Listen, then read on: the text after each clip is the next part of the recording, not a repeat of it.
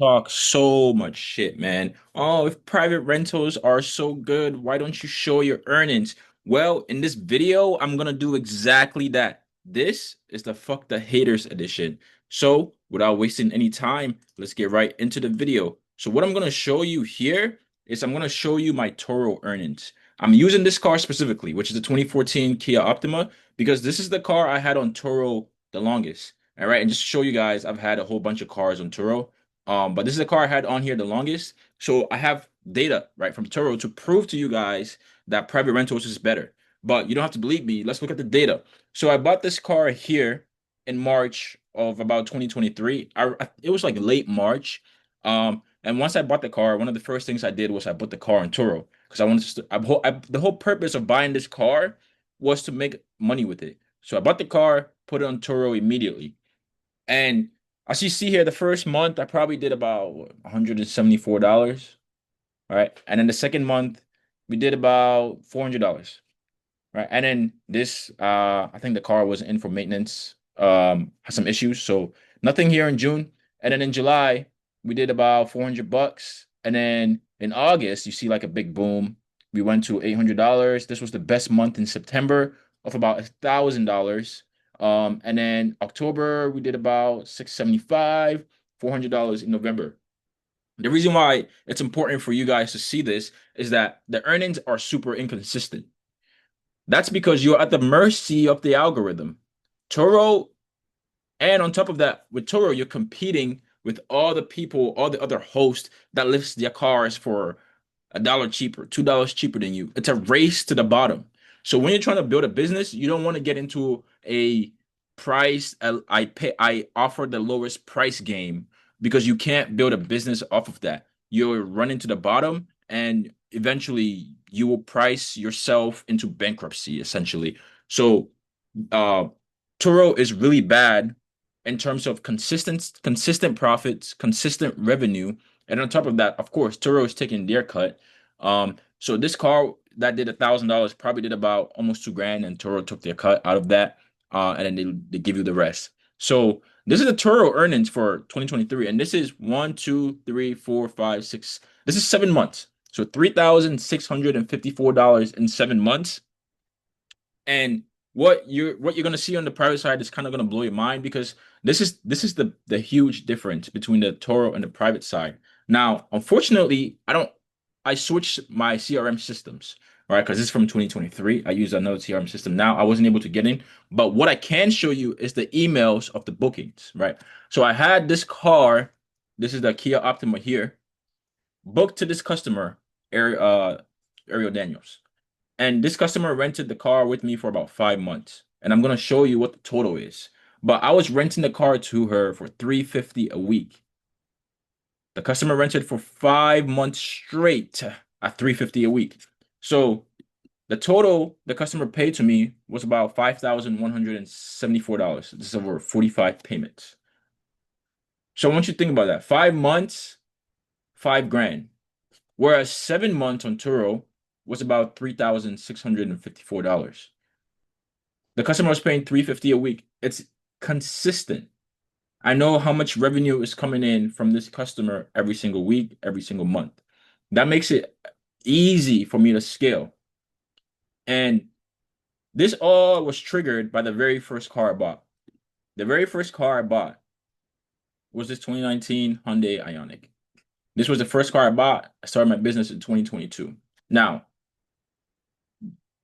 I bought this car late 2022. So this was a weeks of earnings on Turo.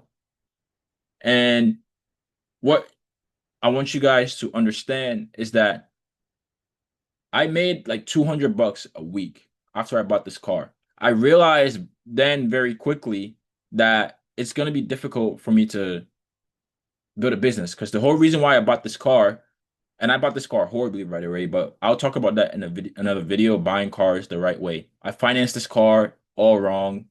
My monthly payments were 480 a month. I was making like $200 to $300 a week on Turo. So I realized very quickly that I needed something else. Like there's something I was missing. And initially I thought that, oh, maybe it's because I don't know how to make money on Turo. So I went looking out for information on how to make more money on Turo, but I came across the private rental business.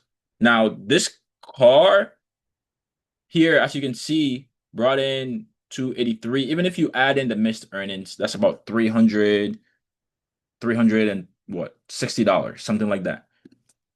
I got my first client on this car in January of 2023. So January the following year.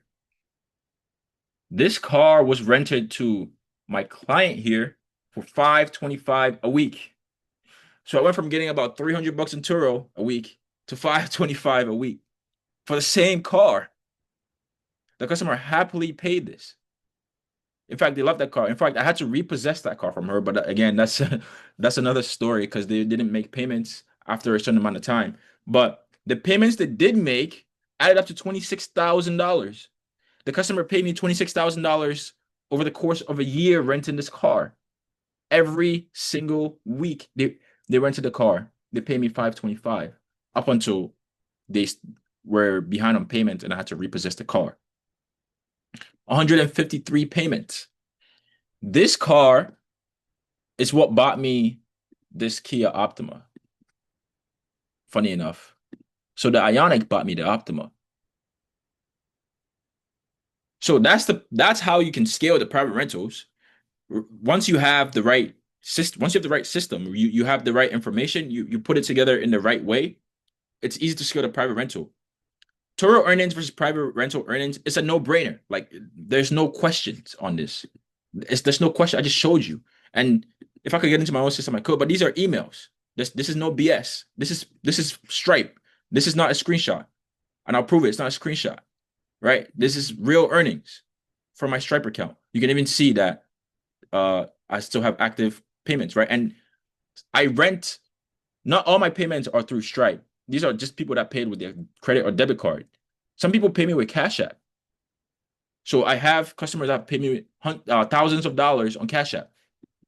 So it's a no-brainer. Now, this proves why Turo isn't enough to build a business because your earnings aren't consistent. One, your revenue is not consistent, which is really, really hard to scale a business on inconsistent revenue.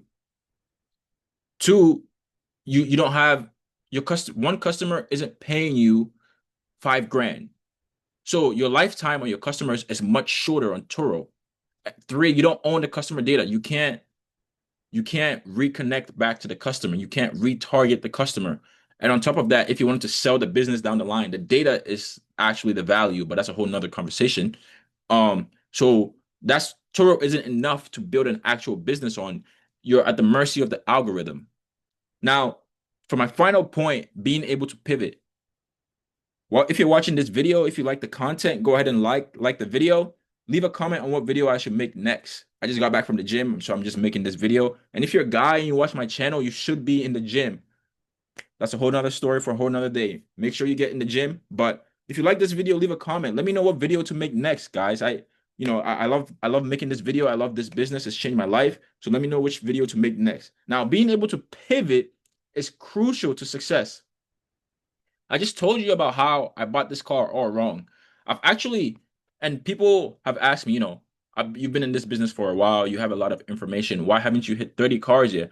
I haven't hit 30 cars yet because I had to take steps back. I had to go, shoot. There was a time where I had most of my fleet financed. I had like 5, 6 cars financed. And I decided to get rid of all of them.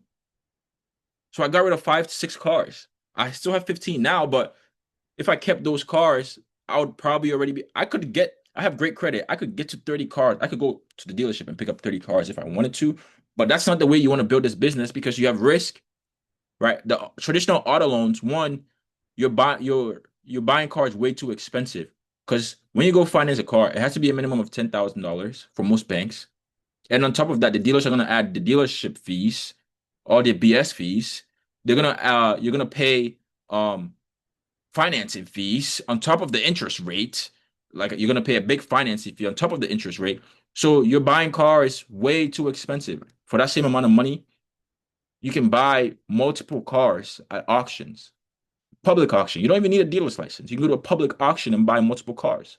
I have a short on my public auction that I did recently. So I was able to pivot, go, oh shoot, financing cars isn't the best way. I need to get my cars with cash. I took some of the cash I had, went to go buy cash cars, and I started pivoting. And it took me time. It took me 4 or 5 months to pivot, to get rid of the cash cars because I didn't want to get rid of all of them at once because I still had customers I had to deal with. I had demand I had to fulfill. So I had to pivot out of the finance cars while buying cash cars to replace them. And I'm still completing my pivot. And now I'm ready to take the cash car play all the way through. So being able to pivot is crucial. You don't want to just blindly go pick up a whole bunch of cars. Understand where the demand is, understand where the advantage is, understand how to reduce your risk exposure. And on top of that, with finance cars, you're not the lien holder, which means that if you get into a total loss, you don't even get paid. The bank gets paid first, one. And if you get into a total loss and your claim gets denied, you're still on the hook for all that money. You still got to pay all that money, buddy.